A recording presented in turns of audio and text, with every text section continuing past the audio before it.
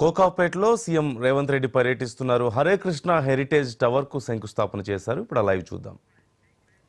Hare Krishna moments పెద్దలకు ఇస్తారు. తర్వాత శివరాం రెడ్డి గారు, నిత్యానంద రెడ్డి గారు, డాక్టర్ కె మహే గారు, డి శ్రీనివాస్ గారు, కృష్ణప్రసాద్ గారు, జిఎస్పి వీరారెడ్డి గారు, తర్వాత కాంతిలాల్ అండ్ ఫ్యామిలీ రాంప్రసాద్ గారు కాంతిలాల్ అండ్ ఫ్యామిలీ త్వరగా వేదికపైకి రావాలండి. మీరంతా డోనర్స్ అండి.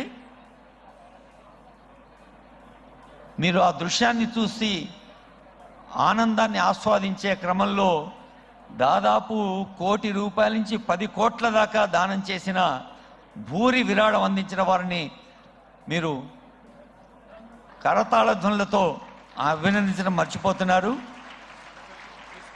సో ఇప్పుడు I request Honorable CM and Honorable Minister to felicitate project.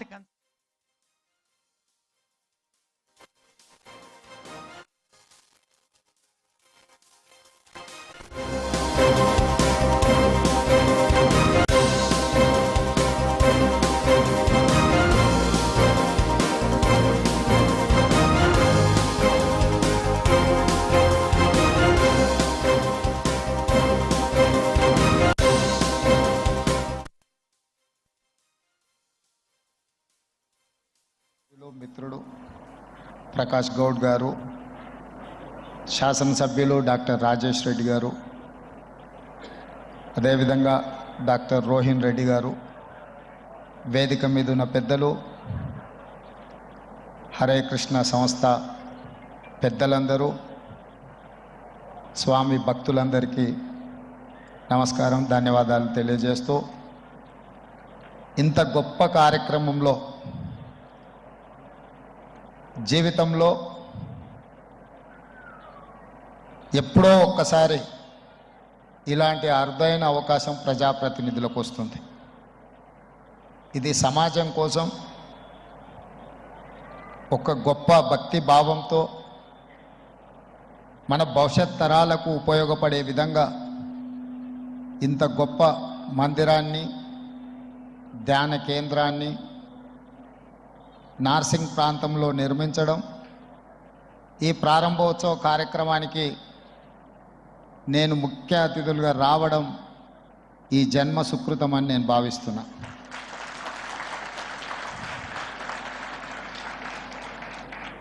ప్రభుత్వ అధికారిక కార్యక్రమాలలో, ప్రారంభోత్సవాలలో చాలా పాల్గొంటుంటాం, అది వృత్తి ధర్మం. కానీ ఈరోజు ఈ కార్యక్రమంలో పాల్గొనడం ఇది ఒక ప్రవృత్తికి సంబంధించిన విషయం. సంపూర్ణంగా నేను నమ్మి విశ్వసించే హరే కృష్ణ సంస్థ ఆధ్వర్యంలో ఇంత గొప్ప కార్యక్రమాన్ని తీసుకుంటే స్థలదాతలు, నిర్మాణానికి దాతలు అందరూ కూడా ముందుకు వచ్చి ఇంత మంచి కార్యక్రమం తీసుకోవడం, వారందరినీ మనస్ఫూర్తిగా నేను ఈ వేదిక మీద నుంచి అభినందిస్తున్నా.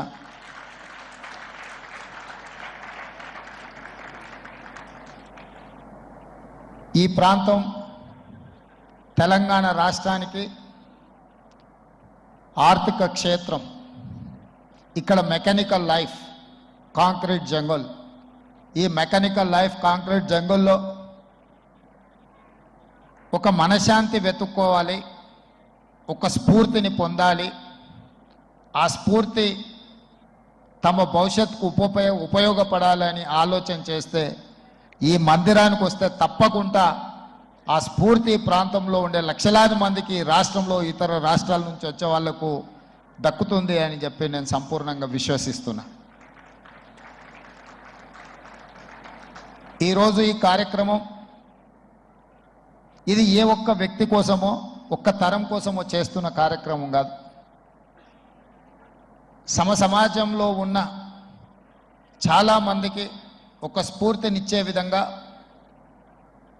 430 అడుగులలో ఈ దేశంలోనే అత్యధిక ఎత్తులో ఉండే అతి కొద్ది నిర్మాణాలలో ఈ మందిర కార్యక్రమం ఉండడం, అది తెలంగాణ రాష్ట్రంలో ఉండడం, ఇది తెలంగాణ రాష్ట్రానికి గర్వకారణం అని చెప్పి నేను ఈ సందర్భంగా తెలియజేయదలుచుకున్నాను. ఇంత గొప్ప కార్యక్రమం ప్రభుత్వం చేపట్టినా అంత సులువుగా అయ్యే పని కాదు. ఈరోజు ఈ కార్యక్రమం నేను ఆశిస్తున్న 36 నెలల నుంచి 42 నెలల్లో ఇది పూర్తయ్యి మళ్ళీ మనమే ప్రారంభించుకుంటాము అని నిర్వాహకులకు నా విజ్ఞప్తి. ప్రారంభోత్సవ కార్యక్రమానికి కూడా నేను తప్పకుండా వస్తాను అని చెప్పి నన్ను ఆహ్వానించాల్సిందిగా నిర్వాహకులందరికీ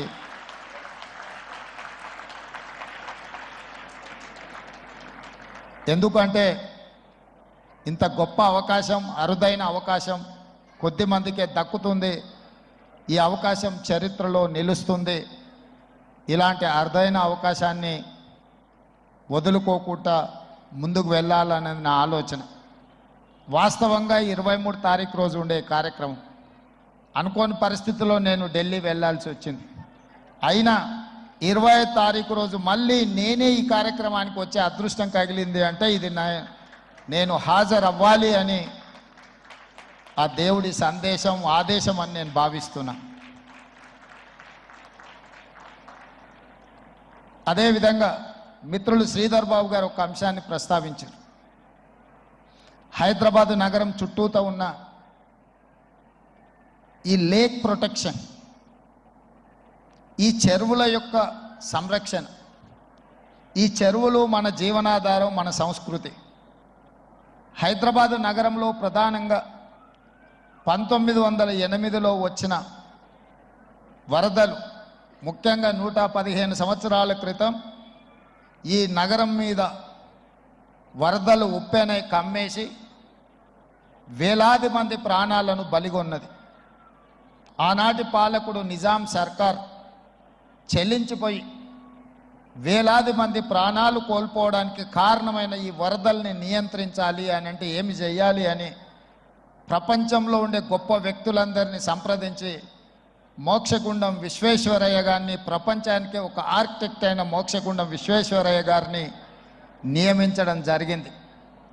వారు పూర్తిగా ఈ ప్రాంతాన్ని, ఈ క్షేత్రాన్ని, ఈ భూమి యొక్క నైసర్గిక స్వరూపాన్ని అర్థం చేసుకొని వికారాబాద్ అడవుల నుంచి వచ్చే వరదలని నగరం మీద పోటెత్తకుండా ఉండడానికి ఉస్మాన్ సాగర్, హిమాయత్ సాగర్ని నిర్మించి ఫిరంగి కాలువ ద్వారా, మూసీ నదుల ద్వారా, ఈసా నదుల ద్వారా వచ్చే నీటిని నియంత్రించి ఆ నీళ్లను నగరానికి తాగునీటిగా మార్చి ఈ ప్రాంతంలో గొలుసుకట్టు చెరువులను నిర్మించి హైదరాబాదు హెరిటేజ్ సిటీనే కాదు, Hyderabad is a lake city అని చెప్పి నిజాం సర్కార్ 100 సంవత్సరాల ముందే ఒక అద్భుతమైన కట్టడాలను నిర్మించి మనకు అందించాడు. వారి వారసత్వంగా వచ్చిన ఈ కట్టడాలు మొన్న జరిగిన ఎండాకాలంలో తాగునీటి సమస్య వచ్చే కృష్ణా, గోదావరి ఎండిపోతే హైదరాబాదు నగరానికి దాహార్తి తీసింది గండిపేట, అంటే ఉస్మాన్ సాగర్, హిమాయత్ సాగర్ నుంచి ఈ నగరానికి తాగునీటిని వాడుకున్నామన్న సంగతి రాష్ట్ర ముఖ్యమంత్రి నేను చెప్పదలుచుకున్నా.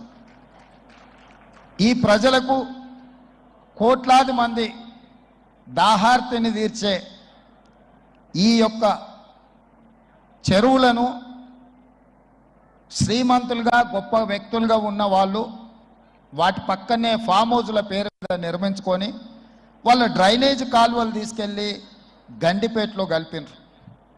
నేను ఇక్కడ వేదిక మీద ఉన్న పెద్దలతో పాటు ఇక్కడ వచ్చిన భక్తులను నేను ఒకటే మాట అడగదలుచుకున్నా.